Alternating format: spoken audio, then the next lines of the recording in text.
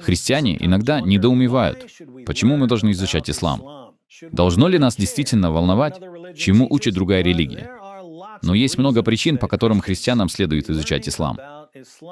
Причина, по которой так много людей поддаются на эту ложную информацию, заключается в том, что существует общая атмосфера невежества в отношении ислама, которая позволяет мусульманским проповедникам говорить практически все, что они хотят, потому что никто не будет их оспаривать или поправлять. Если проповедник разговаривает с кем-то, кто верит в науку, он скажет, что Коран наполнен научными утверждениями, которые можно было проверить только спустя столетия после смерти Мухаммеда. Наука доказывает, что ислам — это истина. Когда царит общая атмосфера невежества в отношении ислама, многие люди верят тому, что слышат от этих мусульманских проповедников, и многие принимают ислам.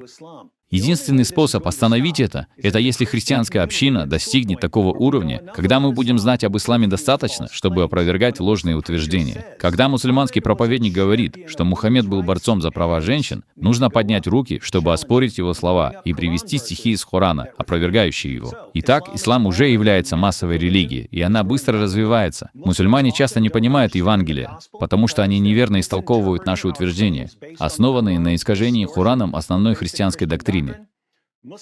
Мусульман учили критиковать основные христианские доктрины, и было бы неплохо понять их возражения.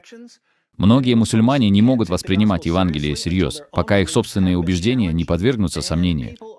И люди обращаются в ислам из-за общей атмосферы невежества. Все это является для христиан поводом прочитать несколько книг и посмотреть несколько видеороликов, чтобы церковь могла эффективно ответить на вызов ислама.